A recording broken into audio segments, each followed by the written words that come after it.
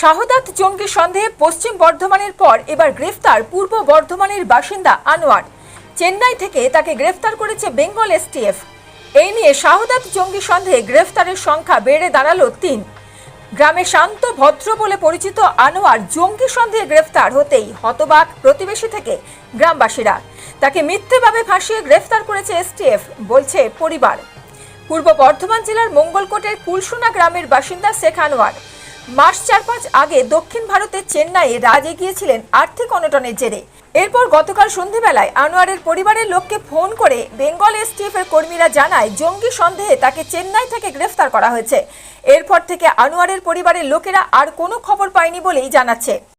কালকে বিকালবেলায় বিকাল 5টায় ফোন এলো, যে বিকাল 5টায় ফোন এসে আমাকে বলল যে তোমার স্বামীকে ধরা হয়েছে, তোমরা কোনো চিন্তা করবে না, আমাদের কাছে আসছে।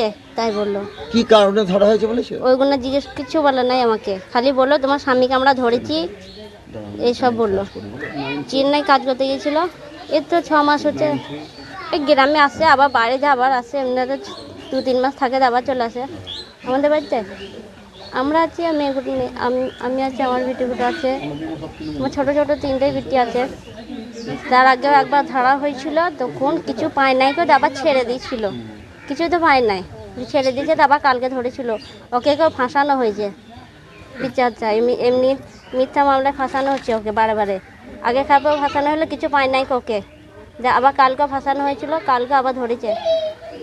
না, এইসবের যুক্ত ছিল না, কারোর সাথে নাই। এমনি ভালো মানুষ, গ্রামে কাজ করে, মাঠে খেটে খুটে খায়, যে সংসার চলে না, ওই জন্য বাইরে গিয়েছিল। আমার নাম রেজিনা বিবি। জানা গেছে আনোয়ার শেখকে এর আগেও খাগড়াগড় কাণ্ডের সময় গ্রেপ্তার করা হয়েছিল, তবে সত্যতা প্রমাণ করতে না পারায় সে ছাড়া পেয়ে যায়। ফের আরও একবার জঙ্গি সংগঠনের সাথে যুক্ত থাকার অভিযোগে গ্রেপ্তার হওয়ায় বহু প্রশ্ন দানা বাঁধছে। তবে আনোয়ারের প্রতিবেশীরা এবং গ্রামবাসীরা জানাচ্ছে এরকম কোন রকম কার্যকলাপের সাথে যুক্ত নয় আনোয়ার। একবার করে চেন্নাই যায়, ওই লন্ড্রি কাজে করে, আর 4-5 মাস করে হয়, আর বাড়ি আসে আবার যায়। শেষ কবে বাড়ি এসেছিল? শেষ বাড়ি আসছিল জানুয়ারির পর এসেছিল। আর ওর বিবি সিজার হয়েছিল কার্তিক মাসে, দিয়ে সিজার হয়েছিল বলে ওই ছেলেটা দেখতে এলো। গ্রামে গঞ্জে কাজ করে পেট ভরে না, মাঠে ঘাটে 300 টাকা মজুরি, বিবির কাপড় হয় না, পেটের ভাত হয় না। একদিন বললে যে ওই রাজমিস্ত্রি কাজে যাবি, রাজমিস্ত্রি কাজে কদিন গিয়েছিল, তাতে ওর পেট ভরেনি, মজুরি হয়নি। দিয়ে তাতে বলে আমার বলেছে যে এই লন্ড্রি কাজ সবাই করছে, যদি ওতে থেকে করে আমি একটু ঘর বাড়ি করতে পারি, তারপর বিদেশ যাই, সেই বলে ও গিয়েছিল বিদেশ। তাই এই মুহূর্তে, হ্যাঁ, চেন্নাই গিয়েছিল।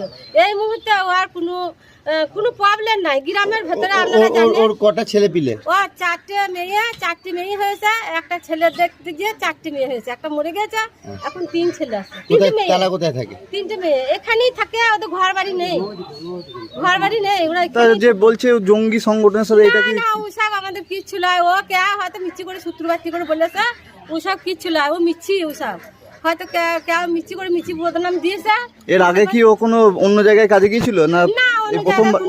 প্রথমবার গেল বাইরে কাজে? হ্যাঁ, প্রথমবার, আর একবারও গিয়েছিল, কিন্তু ওতে থেকে কিছু হচ্ছে না, তো কিছু নাই, তো পেটের অভাব, জমি নাই, জায়গা নেই, ভিটে বাড়িও নাই, একটু জায়গা দিয়েছি আমি। কি চাইছেন আপনারা এই মিথ্যেভাবে এরকম ভাবে? আমরা মিথ্যাভাবে চাইছি, আমরা বিচার চাইছি, যে আপনারা বিচার করে ওকে ও ছেলেদের হাতে ঘুরিয়ে দেন, ছেলেদের হাতে ঘুরিয়ে দেন, আপনাদের ভালো হবে, সকলের ভালো হবে, দেশের ভালো হবে। আপনার নাম কি? আমার নাম জবেদা বিবি। কে হচ্ছেন আপনি? আমি মাসি হই। আমরা কাল সন্ধ্যার দিকে খবর পেলাম,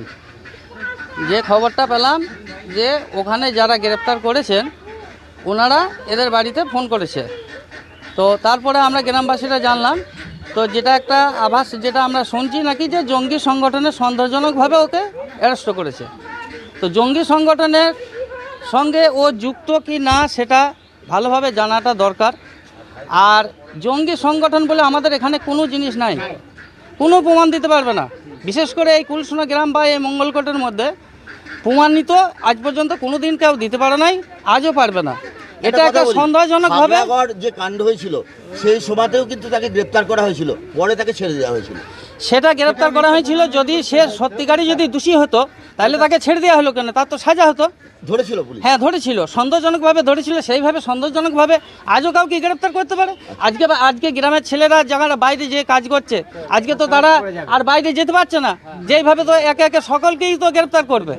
আজকে যারা ইডি সিবিআই যারা গ্রেপ্তার করছে বলছেন, তো তারা তো তারপরে এটা তো আমাদের প্রশাসনিক এখানে থানা আছে, লোকাল থানা আছে, আমাদের তাদেরকে তো খবর দিতে পারতো অন্তত। সেখানে যারা অ্যারেস্ট করেছে তারা বাংলার পুলিশ গিয়ে অ্যারেস্ট করেছে, বাংলার এসটিএফ, মানে এই রাজ্যের একটা পুলিশের দল গিয়ে অ্যারেস্ট হ্যাঁ করেছে। সেটা তো আমাদের থানাতে অন্তত একটু জানানো দরকার ছিল, সেটাও জানা নাই। বাইরে কাজে যেতে বাইরে যেতে হচ্ছে, রুটি রোজগারের অভাবে যেতে হচ্ছে। আজকে পশ্চিমবাংলায় যা আমাদের যা জনসংখ্যক, তাতে তো বাইরে তো একটু যেতেই হবে, সেই হিসাবে যেতে হচ্ছে। আমার নাম ভোলা শেখ। আজকে খুবই শান্ত এবং সাদাসিধে ছেলে আনোয়ার। সে আর্থিক অনটনের জন্য বাইরে কাজে গিয়েছিল। এরপর তাকে মিথ্যেভাবে ফাঁসিয়ে গ্রেপ্তার করেছে এসটিএফ। কিন্তু একবার নয়, দুবার তাকে জঙ্গি সংগঠনের সাথে যুক্ত থাকার অভিযোগে গ্রেপ্তার কেন হতে হলো, এটা কিন্তু একটা বড় প্রশ্ন। চেন্নাইয়ে কাজের পাশাপাশি জঙ্গি কার্যকলাপে যুক্ত ছিলেন আনোয়ার, এমনই অভিযোগ রয়েছে তার বিরুদ্ধে।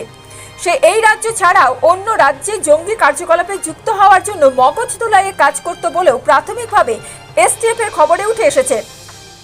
রাজ্য পুলিশের এসটিএফ সূত্রে খবর, সম্প্রতি শাহাদাত নামে এক নতুন জঙ্গি গোষ্ঠী গজিয়ে উঠেছে।